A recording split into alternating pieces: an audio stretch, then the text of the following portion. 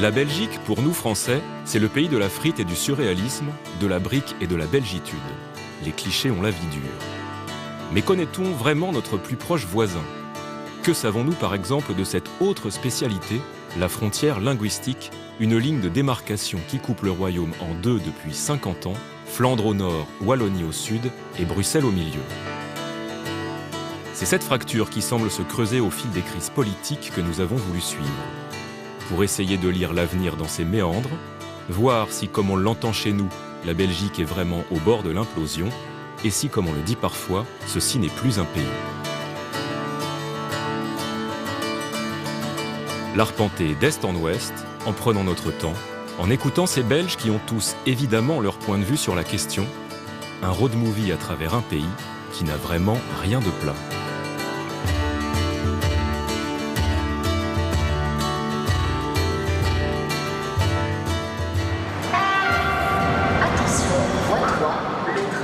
Notre voyage commence à la gare de Liège, cathédrale futuriste posée au cœur d'une ville essoufflée. Nous y avons donné rendez-vous à un certain Bouli. Bouli Lanners, acteur, qui a tourné chez Dupontel, Audiard, Kervern et de l'Épine. Bouli Lanners, réalisateur, à qui l'on doit notamment Eldorado, une traversée bien allumée de la Wallonie, filmée comme une virée au Mid-Ouest. Bouli nous embarque à bord de sa Mercedes, cap sur sa région natale, aux confins du pays. Alors que nous quittons la ville, la conversation roule sur le cinéma belge, rattrapé lui aussi par cette histoire de frontières. Déjà, le film belge, ça ne veut rien dire, puisqu'on a un cinéma francophone et on a un cinéma flamand qui sont clairement séparés. Il y a beaucoup de films flamands qui ne sortent pas en Wallonie. Ouais. Et il y a beaucoup de films wallons qui ne sortent pas en Flandre. Donc ça veut dire qu'il peut y avoir une superstar flamande à peine connue de l'autre côté de la frontière. Il y a des superstars flamands totalement inconnus chez nous. Et nous, on a des superstars francophones qui, en Flandre, les gens ne les connaissent pas. Pour ça, mes copains très connus chez nous, qui sont très connus en France et qui vivent parfois difficilement cette notoriété dans leur propre ville en Belgique, je leur dis toujours, mais faites 20 bornes. Vous arriverez et là, tout le monde te foutra la paix. Si tu as envie d'aller boire un verre tranquille, mais fais 20 km, t'es en Flandre et là, personne ne te connaît.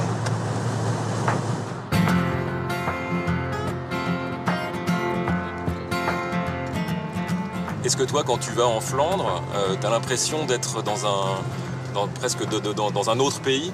Quand tu arrives en Flandre, c'est hyper différent. C'est la taille des baraques. C'est toujours de la brique, comme en Belgique, mais les maisons sont plus grosses, plus clinquantes. Tu as des grandes barrières en fer forgé, les routes sont plus clean. On sent qu'il y a beaucoup d'architectes de jardin qui travaillent. Tandis qu'en Wallonie, les mecs travaillent sur leur jardin eux-mêmes parce qu'on sent qu'il y a de la thune. Et pour moi, c'est très différent. Vraiment, je le sens très fort. Et de plus en plus, c'est de plus en plus marqué. Il y a ça. À part ça, quand je vais en France, je sais que je suis pas en Belgique. Quand je suis en Flandre, je sais que je suis en Belgique, tu vois.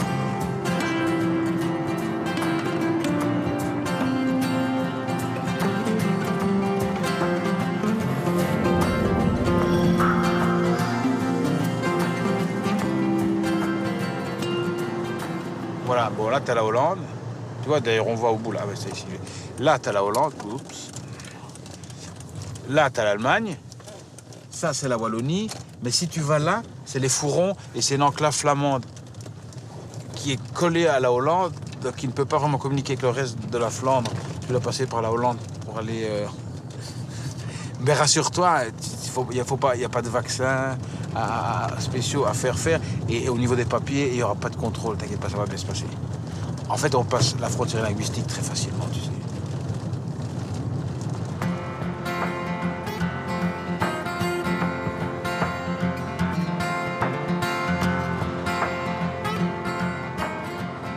Et le petit poste frontière, il est là, tu vois. Il y avait une barrière ici, mais il y a encore le truc, tu vois, la barrière est rentrée là-dedans, ici. Fils de douanier francophone, Bouli Lanners a grandi en Wallonie germanophone et traversait même un bout d'Allemagne à vélo pour se rendre à l'école. Autant dire que les frontières, Bouli, ça le connaît. Ici c'est l'Allemagne, et là c'est la Belgique, et là mon père travaillait, et moi je le rejoignais après mes journées d'école pour faire mes devoirs. Donc moi je me mettais là, dans la petite alcôve, et c'est moi qui faisais passer les bagnoles. Quand il y avait cette frontière-là, j'ai l'impression paradoxalement, il y en avait moins. C'était plus facile je sais pas, j'ai jamais autant parlé de frontières linguistiques, de séparation et tout ça que depuis qu'il n'y a plus de frontières. Mais alors, mon cher Bouli, il ressemble à quoi ce grand fossé qui divise le pays au moment même où s'effacent la plupart des frontières? Allez, saute!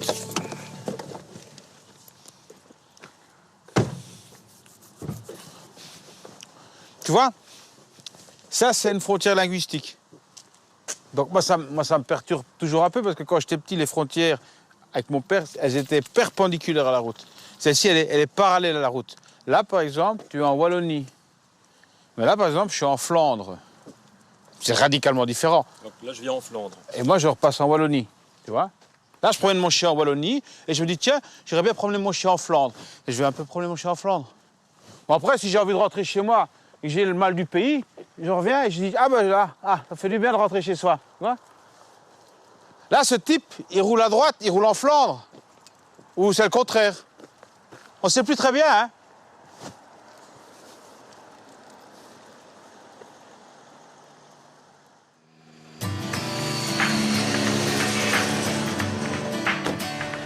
Quelques semaines plus tard, c'est du côté des 3 frontières que nous reprenons notre voyage. Là où la langue officielle change parfois d'une commune à l'autre, allemand, flamand, français. En route donc, direction Les Fourrons, une poignée de villages dispersés dans un mouchoir de poche le long de la frontière hollandaise. Un matin de 1963, par une de ces bizarreries dont la Belgique a le secret, ces communes wallonnes se sont retrouvées en Flandre contre la volonté de la plupart des habitants. Les tensions vont durer près de 20 ans, culminant à la fin des années 70. Pour la première fois, les affrontements entre extrémistes flamands et gendarmerie vont atteindre une violence inhabituelle qui surprendra la Belgique et ébranlera son gouvernement. La population, aussi bien wallonne que flamande, se tient à l'écart. Les extrémistes sont étrangers au Fourron. Ils viennent d'Anvers agresser les francophones, auxquels ils reprochent de ne pas se plier au statut linguistique de la région.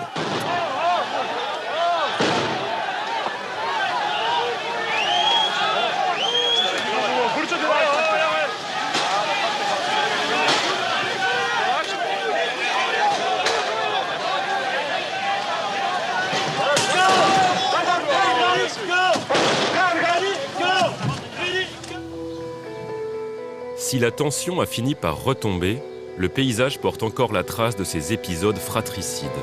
Côté francophone, la plaie ne s'est jamais refermée et l'affaire des Fourrons aura contribué à creuser un peu plus le fossé entre les deux communautés.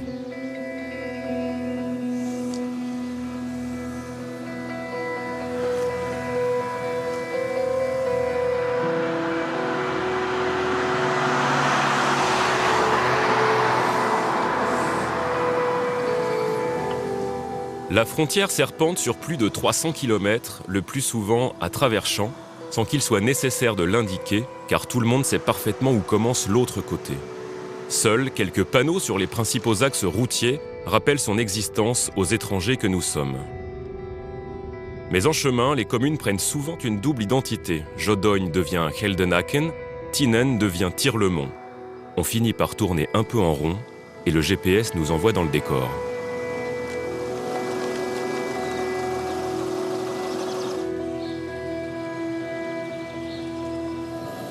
Le village de l'Écluse est littéralement coupé en deux. Ici, en changeant de trottoir, on passe tout simplement d'une région à l'autre. Passionné par ces questions linguistiques, Stéphane Rillartz a fait œuvre d'historien en publiant un ouvrage de référence sur la frontière. L'endroit est donc tout indiqué pour une rencontre. Alors ici à l'Écluse, on est dans une commune qui n'a jamais posé de problème en réalité, puisque c'est une commune qui historiquement était rattachée à une province flamande, donc néerlandophone, mais qui a toujours une population majoritairement francophone, à plus de 80% selon tous les recensements linguistiques. Mais comment se fait-il malgré tout que le village soit quasiment coupé en deux ? Alors c'est là que les études scientifiques, si l'on peut dire, ont parfois été assez loin, c'est-à-dire que dans certaines communes, on est parvenu à identifier qu'en réalité, la majorité linguistique pouvait varier d'un quartier à l'autre. Et dans un nombre assez limité de cas, on a redéfini à ce moment-là le tracé de la commune et on a rattaché une partie de la commune à une commune voisine et on a fait l'opération symétrique avec l'autre partie. Alors là, c'est du grand art. Installés côté wallon depuis des décennies, Jacques et Lydia Billen ont toujours fait preuve d'une grande souplesse linguistique. Ik ben nou in de provincie gaan werken in Brussel. Ja, Nu bestaat dat niet.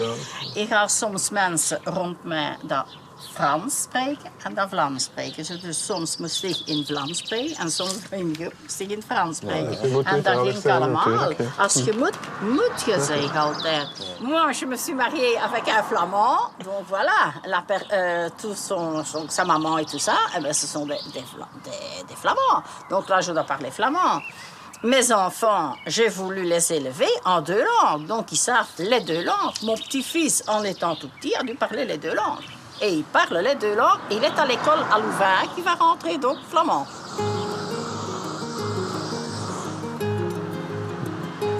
Tout semble donc aller pour le mieux dans ce paisible village frontière. Un village où pourtant rien ne va de soi. Car du ramassage des poubelles aux limitations de vitesse, le côté flamand n'est pas régi par les mêmes règles que la partie wallonne. Quant aux facteurs, il y en a 3, un flamand et 2 wallons. Déroutant, non ? Même ceux qui viennent avec des colis, ils sont tous perdus parce qu'ils ne regardent pas. Ça, c'est Raadstraat, là, numéro 1. Ici, c'est rue de Guette. Même le GPS, hein, ils déconnent hein, ici à l'écluse, hein, ils me le disent. Et ils envoient les personnes dans les champs.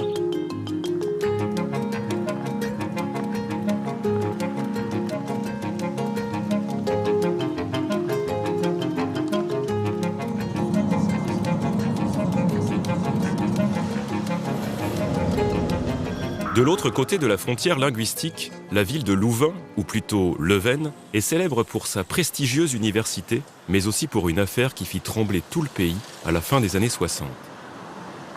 À cette époque, à l'université catholique, le français était encore largement utilisé. Ici même, en Flandre. Un scandale pour le mouvement flamand et bon nombre d'étudiants. Après des mois de grève et de manifestations, les tenants du Wallon Buiten, le tristement célèbre Wallon dehors, finissent par avoir gain de cause. L'UCL est scindée en 2, les francophones doivent quitter Louvain et se rebâtir une université en Wallonie, chacun chez soi. Cette expulsion brutale s'accompagne d'une autre décision assez ubuesque, celle de diviser le fonds documentaire de l'université, autant dire des dizaines de milliers d'ouvrages. Comment procéder ? Tout simplement en traçant, là encore, une frontière. Les côtes-pairs rejoindront la Wallonie, les impairs resteront en Flandre. Quant aux collections précieuses, elles seront elles aussi négociées à l'issue de marchandages serrés entre représentants des sections flamandes et francophones, un exemple parmi tant d'autres du fameux compromis à la belge.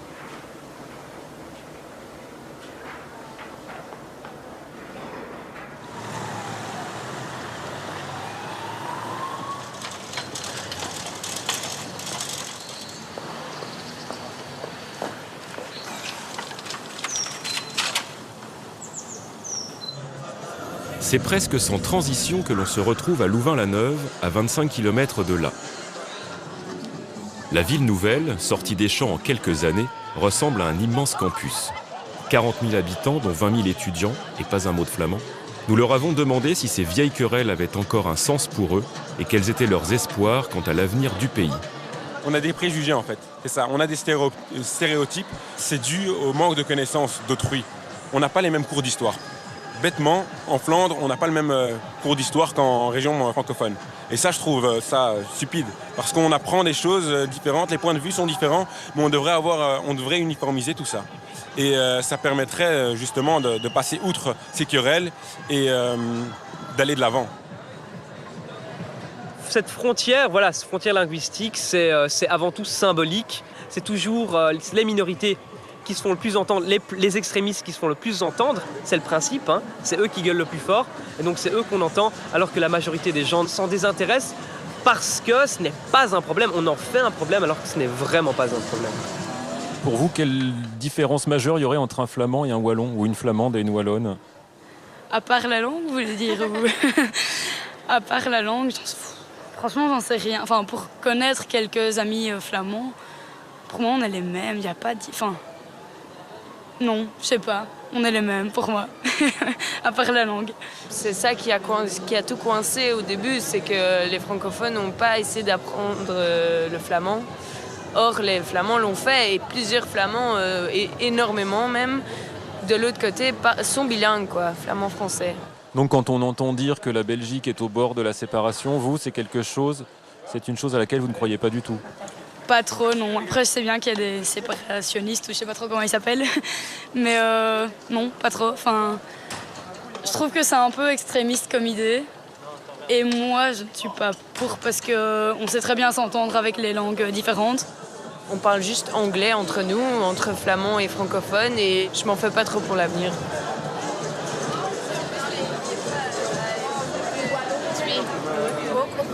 Mais non loin de là, c'est un tout autre son de cloche que nous allons percevoir.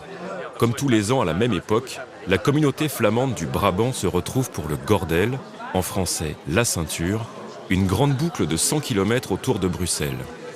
À pied, à vélo, à trottinette, en famille ou entre amis, il s'agit d'affirmer le caractère flamand de la périphérie bruxelloise, le Vlaams Rand.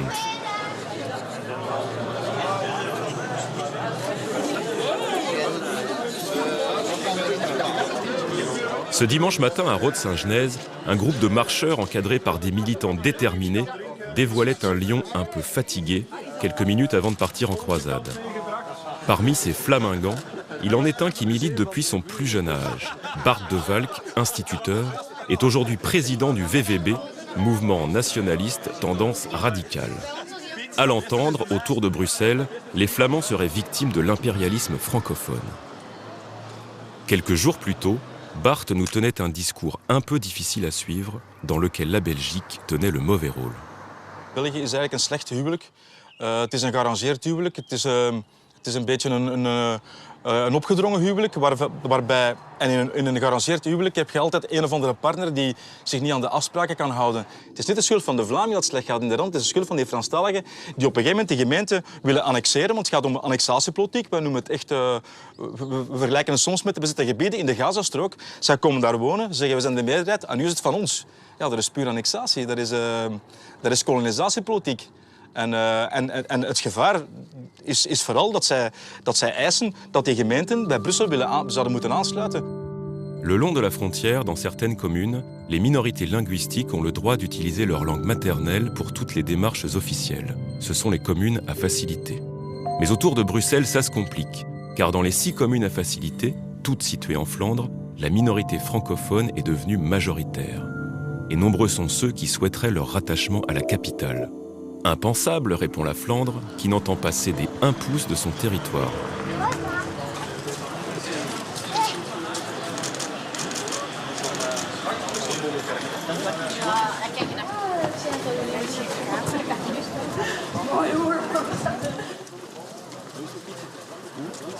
Permanente vrijwilterecht, dat is wat er nu aan het gebeuren is in Vlaams-Brabant. En het feit dat Vlamingen zich niet meer thuis voelen in bepaalde wijken, dorpen of regio's, heeft te maken met het gebrek aan respect en het gebrek aan goedwil om met de omgeving te communiceren. En goeiedag zeggen in het Nederlands of hoe gaat het met u?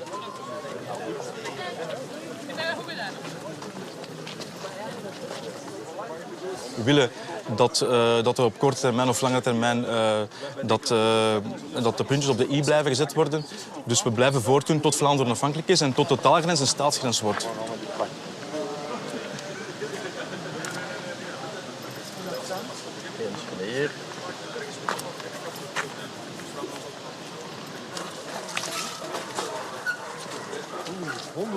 Pour les partisans de la Flandre aux Flamands, c'est donc on ne peut plus clair, en Flandre on doit parler néerlandais, et malheur à ceux qui font obstacle à cette règle d'or. La croisade du jour conduit les militants à Linkebeek, histoire de rappeler au bourgmestre et à ses administrés, francophones à 80%, qu'ils ne vivent pas en pays conquis. Devant la maison communale, la petite troupe trouvera porte close, mais chacun ressentira malgré tout la fierté du devoir accompli.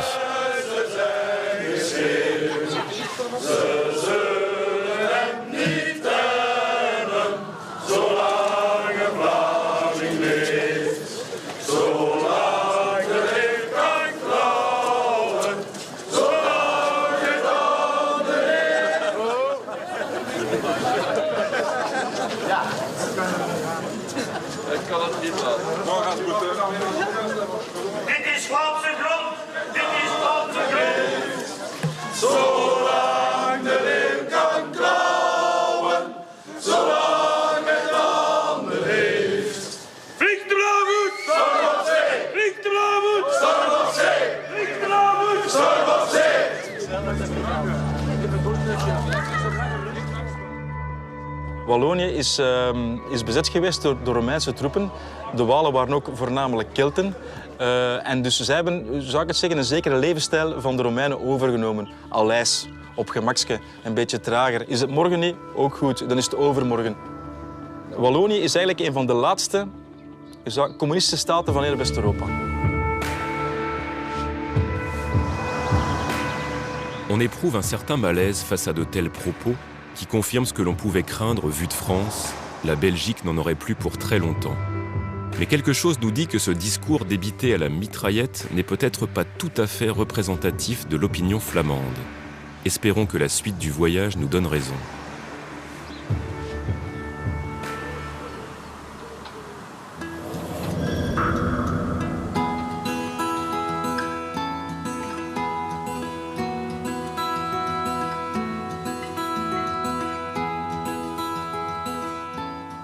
Elle passe où la frontière ici?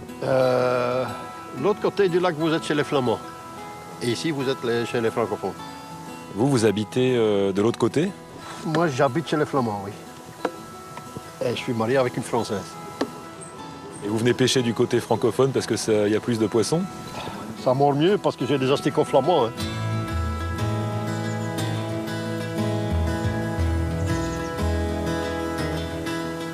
Il y a juste un grand changement qui est arrivé, c'est que dans le temps, les positions hautes, comme directeur et tout ça, c'était toujours pour les francophones. Tandis que maintenant, c'est l'inverse. C'est ça le... Vous voyez? En tout cas, vous qui êtes flamand, vous n'êtes pas pour la séparation de la Flandre? Non. Non, pas du tout. Je trouve qu'on est bien comme ça. Sinon, il va falloir encore un autre passeport. Encore une frontière en plus à passer.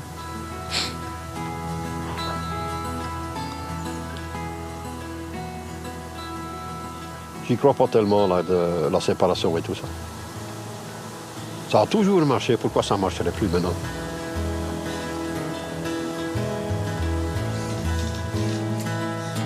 Romain le Flamand et Raymond le Wallon pêchent ensemble depuis des années, imperméables aux discours extrémistes et notamment à ceux qui répètent comme un mantra que les Belges ne partagent plus que la bière et les frites.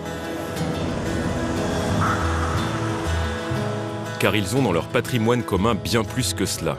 Un certain style de vie commun de part et d'autre, ou ces forges gigantesques qui aspiraient jadis toutes les forces vives sans distinction de langue. Mais aussi le cyclisme, véritable religion, et le football, sport sacré lui aussi. Depuis longtemps, les clubs recrutent sans état d'âme de chaque côté de la frontière. Dans les années 70, l'Olympique de Charleroi avait même été rebaptisé le Flamympique. Et aujourd'hui encore, le football belge reste un terrain propice à la coexistence pacifique. Par exemple, la ville flamande de Halle, pourtant très à cheval sur l'emploi du néerlandais, compte une demi-douzaine de francophones dans son équipe première. Tandis qu'à 5 km de là, côté wallon, c'est un Flamand qui supervise l'entraînement du FC Tubize, un club de 2e division.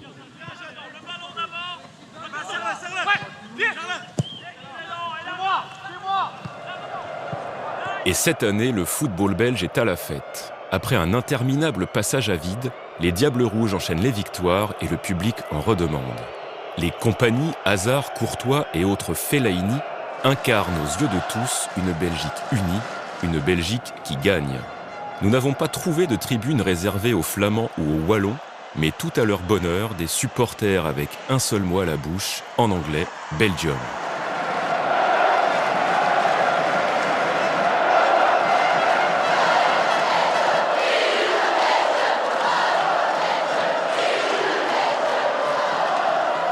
Lorsqu'il faut se rassembler, on est, je pense, tous ensemble. Maintenant, c'est le foot et c'est le foot qui compte.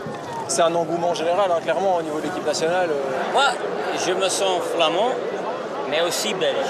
C'est vrai que le football, évidemment, comme c'est populaire, ça réunit aussi bien les hommes que les femmes, des gens vraiment de tout âge. Donc je pense qu'à ce niveau-là, je pense que oui, c'est hyper important que le football soit au top. Ce que moi j'apprécie beaucoup avec le côté fédérateur un petit peu des Diables Rouges, c'est que on se promène partout en Belgique et on voit jamais autant de drapeaux belges. Il y a de nouveau un sentiment, on rechante la Brabançonne et je trouve que ça donne un peu de baume au cœur. Oh Belgique, oh mère chérie, België, o zij de klanten vaderen. À toi nos cœurs, à toi nos lois. Loeland in eendracht liet te breken. Le roi, la loi, la liberté.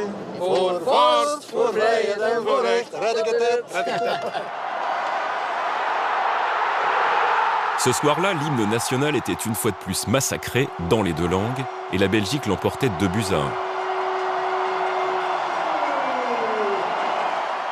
Dans cette foule joyeuse unie derrière ces diables, il y avait sans doute quelques flamingants francophobes, une poignée de Wallons rattachistes, des Belgicains, des royalistes, des confédéralistes et même des républicains. Mais tous avaient décidé, pour une nuit au moins, de la jouer collectif.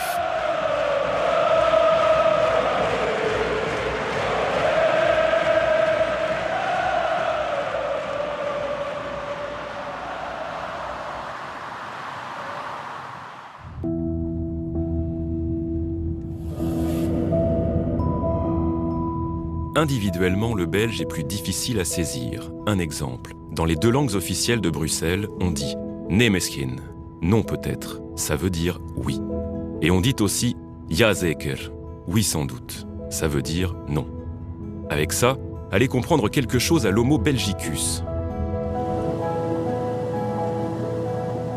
C'est au pied de l'atomium que nous avons donné rendez-vous à Geert van Istendal. L'écrivain flamand esquisse dans un français parfait les contours de l'identité belge, une identité tout en paradoxe. La Belgique n'existe pas, ça fait partie de l'identité belge. Et c'est tellement belge qu'on ne rencontre pas de Hollandais ou de Français ou d'Allemands qui disent « l'Allemagne n'existe pas ». Les Belges disent volontiers « la Belgique n'existe pas ». On est d'abord d'une ville, d'un village, voire d'une région, ouest flamand, liégeois, namur, ennuyé. Et puis on est peut-être belge, wallon ou flamand, peu importe, mais on est d'abord ancré dans son lieu de naissance ou le lieu qu'on a choisi pour habiter. Il y a un patriotisme local. Puis il y a cette conscience qui est là tout le temps, qu'il y a un autre, même dans les moments les plus difficiles. Il y a un jeune écrivain flamand très populaire en Flandre qui a écrit un livre en néerlandais et il a dit « Les Flamands continuent à penser en français ». Et il n'a pas tout à fait tort, évidemment. Et donc, ces franges indépendantistes, disons, de la population rejettent cette partie d'eux-mêmes.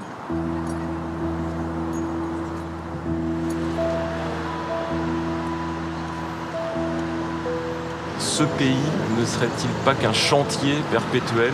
Je crois que beaucoup de pays sont un chantier qui s'ignore. Il faut reconnaître les faits.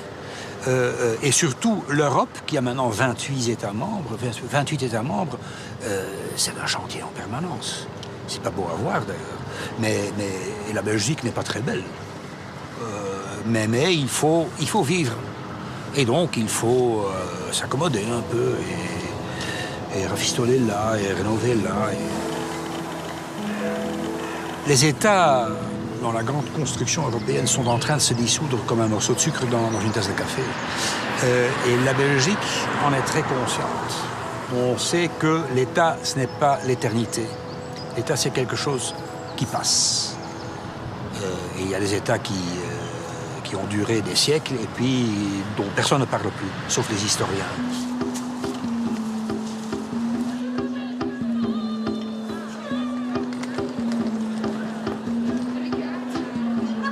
La Belgique est un lieu privilégié par le fait que c'est un pays bâtard, que le nord de l'Europe rencontre l'Europe latine, ici. À Bruxelles, le mot langue n'a pas de singulier, le mot culture n'a pas de singulier, le mot d'identité n'a pas de singulier. Non mais à Bruxelles, c'est parce que c'est parce que voilà, c'est parce que c'est Bruxelles. Multiculturel. Si on va dans les villes ailleurs, c'est cosmopolite. C'est pas le cas, je viens de dire. Merci, c'est de l'aide. Ça... En tant que Bruxellois, c'est difficile de dire qu'on est un peuple. On est des peuples et on a l'obligation de se définir par un vecteur qui n'a pas de valeur à Bruxelles, à savoir la langue. Personnellement, je suis francophone et les médias que je regarde le plus sont anglophones et la radio que j'écoute dans ma voiture est néerlandophone. Le bruxellois n'est pas flamand ou wallon, il est bruxellois. C'est une vraie identité. C'est-à-dire qu'il y a plus de 120 nationalités présentes ici. Et à côté de ça, on retrouve 20% de la population qui soit ne parle aucune langue nationale, soit parle à la maison l'arabe, le portugais, le polonais, etc. Donc, toutes les idées de nationalisme se dissolvent dans Bruxelles.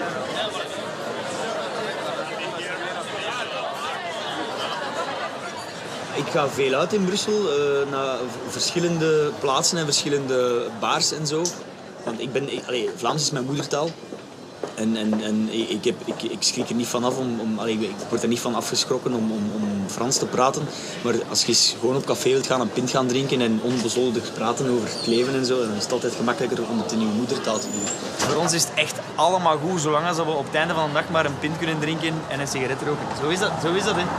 En dat blijft wel iets dat... Zeer Belgisch is. Dat blijft zeer Belgisch. Bruxelles ou l'exception.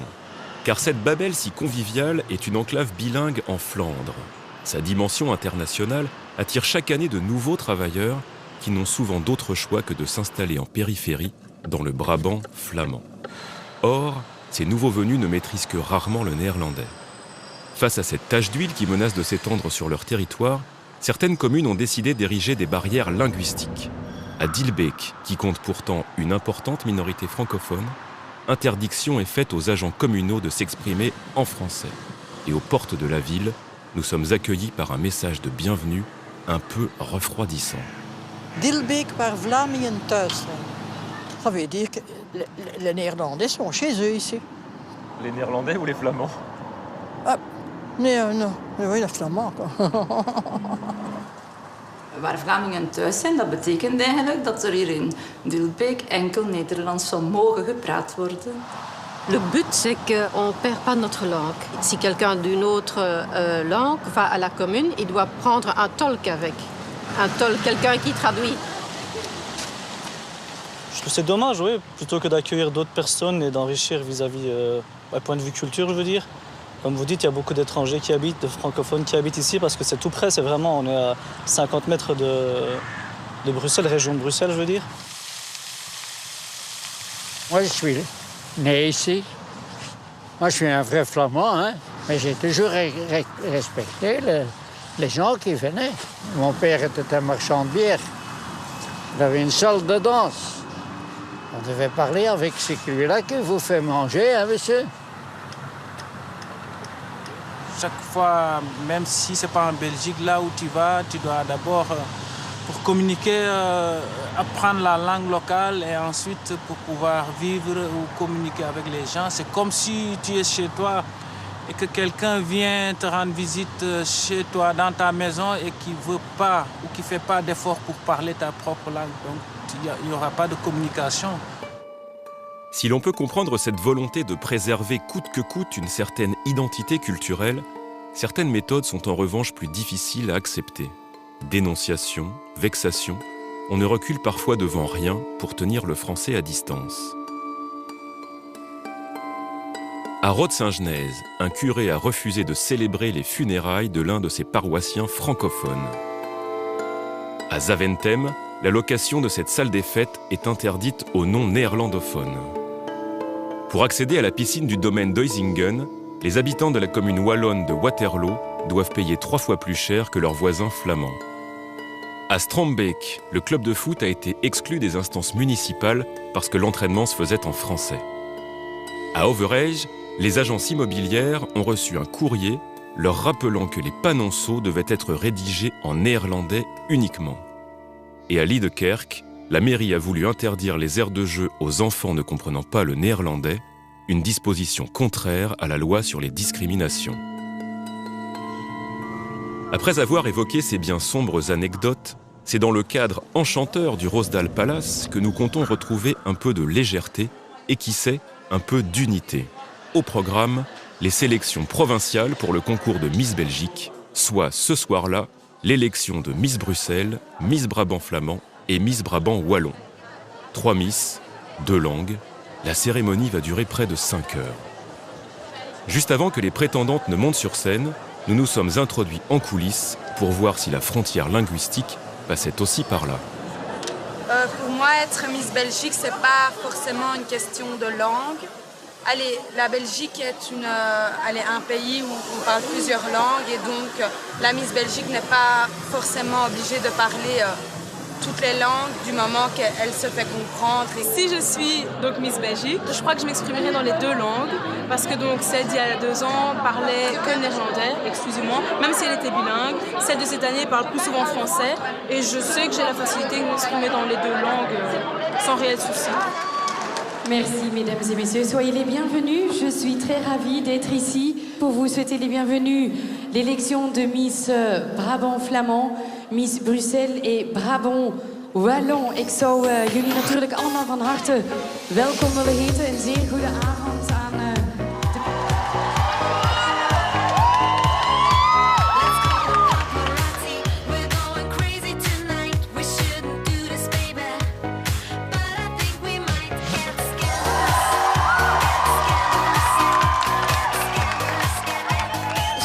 Ça fait 2 ans que c'est une Miss francophone, donc peut-être cette année flamande pour essayer d'un peu diversifier. C'est souvent des blondes, alors peut-être une brune.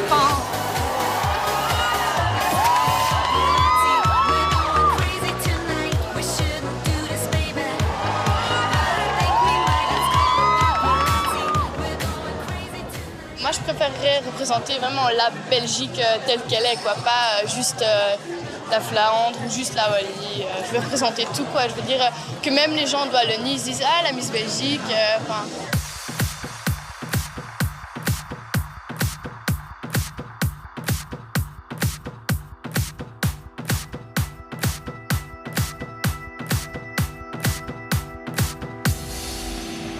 En dames en heren, om het allemaal nog eens duidelijk voor jullie op een rijtje te zetten. Voici toutes nos kandidaten, al onze kandidaten. Geef ze een applaus.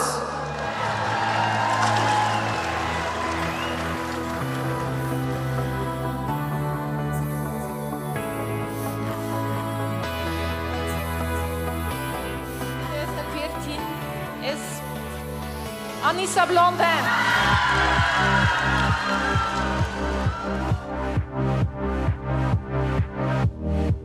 Sur le podium, il y aura une brune, bien vue, mais ce sera Miss Brabant Flamand, qui d'ailleurs est francophone, à les comprendre.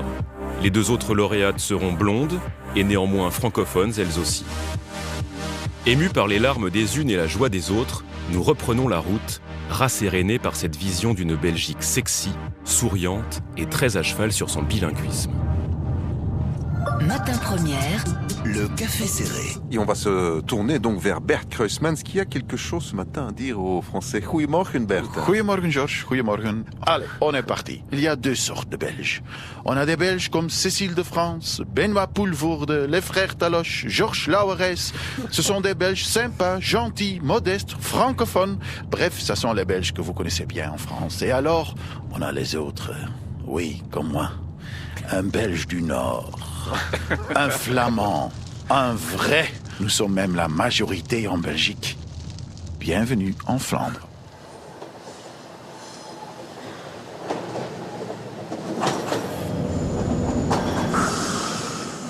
Les bisbilles linguistiques et autres aberrations belgo-belges sont une source d'inspiration intarissable pour les humoristes du plat pays. Parmi eux, le flamand Bert Kruismans, le plus connu des francophones, voire le seul. Sur scène comme dans sa chronique matinale à la radio, il endosse souvent la défroque du grand méchant flamand, mais pour mieux se moquer des 2 bords.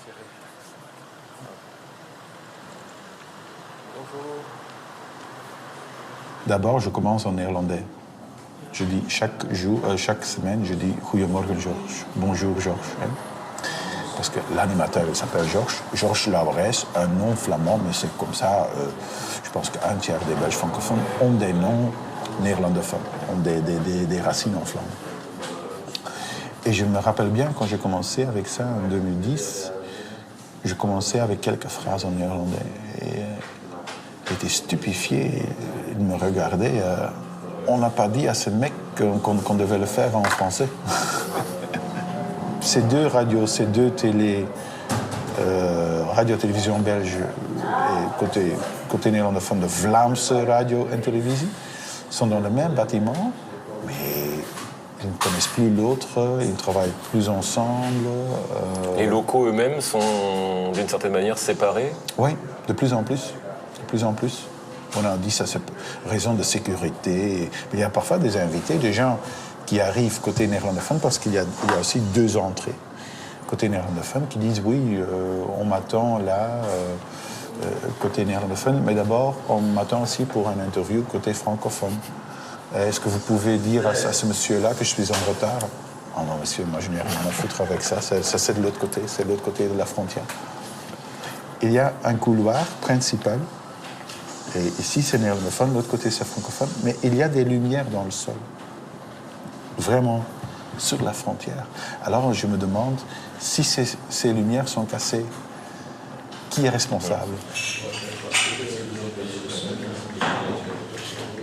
Il n'y a que quelques semaines, j'étais dans un supermarché en Wallonie et la caissière me disait « C'est bien vous, monsieur, ce ballon qui imite les Flamands ». Alors, c'est parce que pour ces gens, c'est impossible qu'il y ait un Flamand qui fait des spectacles d'humour en français en Wallonie. Et il y a beaucoup de Belges francophones qui connaissent mieux la France que leur propre pays, c'est-à-dire la Flandre.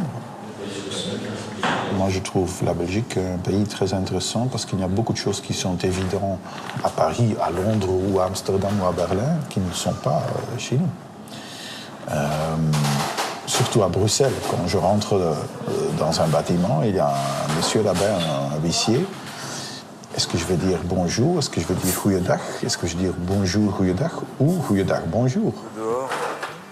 La Flandre, c'est à 500 mètres d'ici. Et alors, le mot-clé, c'est toujours la langue. Si c'est possible de s'exprimer un tout petit peu dans l'autre langue, il n'y a pas de problème.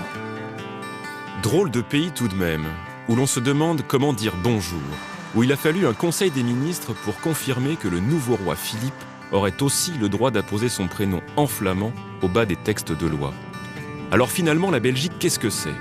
Un royaume peuplé de frères ennemis retranchés derrière leurs frontières? Pas vraiment. Au fil du voyage, on découvre des Belges rompus depuis des siècles au vivre ensemble, sceptiques face au chiffon rouge de la séparation agité par quelques politiciens. Reste que si une large majorité demeure attachée à la Belgique, une frange radicale, côté flamand, ne l'entend pas de cette oreille. Nous arrivons à Courtrai la veille du 11 juillet, jour de la fête nationale flamande. Le 11 juillet, c'est l'anniversaire de la bataille des Éperons d'Or, une victoire contre les Français, tout un symbole. Les Flamands sont les Flamands. Et ils ont les droits sur leur territoire. Point final. Point final. Ouais. C'est quoi la Belgique? Il y a une différence roi et la reine. Ouais. C'est pas le ciment. On n'a pas besoin de ciment. La fin de la Belgique, c'est le début d'un nouvel monde pour les francophones, pour les néerlandophones et même pour les bruxellois. On dit toujours, faites attention, le moment que la Belgique crève, tout le monde aura faim, n'aura plus de voitures, le prix de l'essence sera élevé. Ouais. C'est fou.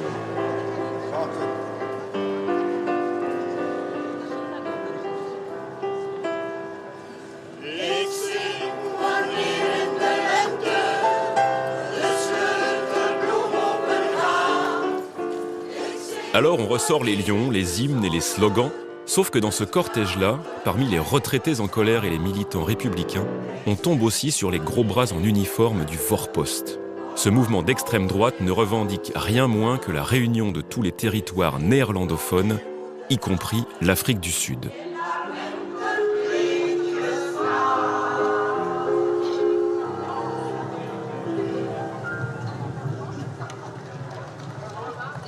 Tous se retrouvent autour d'un seul et même projet, België barst, que la Belgique crève.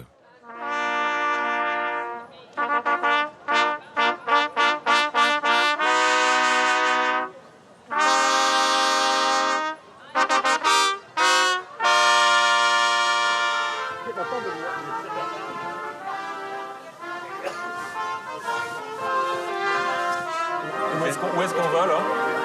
Waar gaan we naartoe? Naar het Truningen-monument. Wat gebeurt daar? Daar gaan de mensen spreken en toespraken. Oké.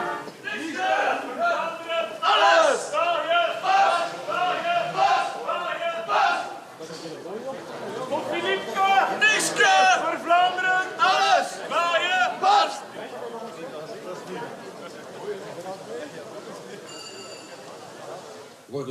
Mais les discours radicaux ne font plus vraiment recette, et la droite flamande, après avoir flirté avec le séparatisme, a fini par mettre de l'eau dans son vin. Les questions d'emploi, de sécurité ou d'immigration passent désormais avant l'indépendance, car comme tous les Européens, le flamand moyen réclame des mesures concrètes pour sortir de la crise, et la scission du pays ne lui apparaît plus comme le meilleur moyen d'y parvenir. Aux grandes dames des nationalistes purs et durs, les leaders qui se succèdent à la tribune ce jour-là ne promettent plus le grand soir.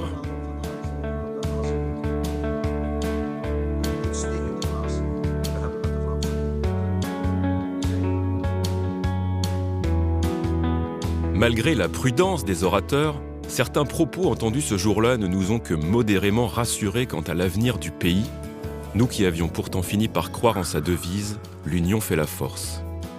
Pour essayer d'y voir un peu plus clair, c'est à Marcel Sell, chroniqueur avisé de la vie politique belge, que nous avons demandé s'il était réaliste d'envisager une Flandre indépendante. Apparemment, non. En déclarant son indépendance, la Flandre sortirait de l'Europe. Si elle prend Bruxelles comme capitale, Bruxelles sort de l'Europe aussi. Donc le siège des institutions européennes sortirait de l'Europe, ce qui est tout à fait inimaginable. C'est pour ça que le seul scénario possible des nationalistes, c'est un pourrissement de l'État qui ferait qu'on arriverait à la même conclusion qu'en Tchécoslovaquie, c'est-à-dire, voilà, on ne peut plus vivre ensemble. Bon, maintenant, il faut s'arranger pour vivre séparément. Donc voilà, ça fait partie de notre vivre pas tout à fait ensemble. Et c'est peut-être ça, que la Belgique est peut-être un pays qui refusera toujours de totalement vivre ensemble. Et peut-être que ça sera pour l'éternité. Peut-être qu'on tiendra plus longtemps que tous les autres pays d'Europe, on ne sait pas. Donc voilà. Et puis c'est pas un pays hasardeux non plus, c'est pas un pays qui est né par hasard. C'est un pays qui rassemble des régions qui ont toujours commercé ensemble, qui ont toujours eu des intérêts communs. Ceux qui disent que la Belgique est artificielle, mais en fait dans ce cas-là, tous les pays sont artificiels. Aujourd'hui, des deux côtés de la frontière linguistique, à Bruxelles, dans la région germanophone, il y a une chose qui est claire, c'est que la majorité des Belges veulent toujours vivre ensemble. Et voilà que la Belgique est repartie pour un tour. Les Belges n'ont pas envie de se séparer, et de toute façon, ce serait trop compliqué. Si l'analyse de Marcel Sell peut sembler radicale, elle résume pourtant bien ce que nous avons entendu jusque-là. Faisant écho à cette prophétie, la dernière étape de notre voyage nous conduit à Havelgem en plein carnaval.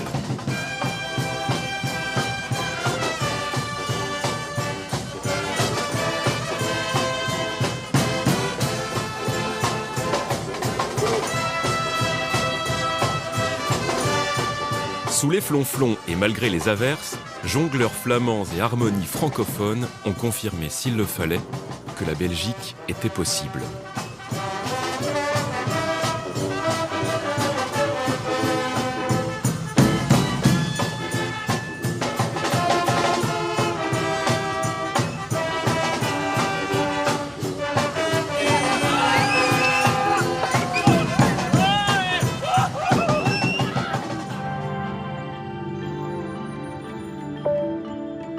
Alors que notre aventure touche à sa fin et que nous regagnons la France, une phrase nous revient à l'esprit. Si vous avez compris quelque chose à la Belgique, c'est qu'on vous a mal expliqué. Nous avons entendu ça tout le temps. On n'a peut-être pas réussi à saisir toutes les subtilités qui unissent les Belges autant qu'elles les séparent, et d'ailleurs, eux non plus. Mais une chose est sûre, nous avons bel et bien traversé un pays. Un pays qui n'est que frontière, mais un pays quand même. Comme un vieux couple, Flamands et Wallons préfèrent encore un mariage boiteux à la violence d'un divorce. Quant au spectre de la séparation, il ressemble à une méchante blague, une histoire belge d'un goût douteux, comme celles qui ont accompagné notre enfance dans la France des années 80 et qui aujourd'hui ne font plus rire personne, sauf peut-être les Belges, parfois.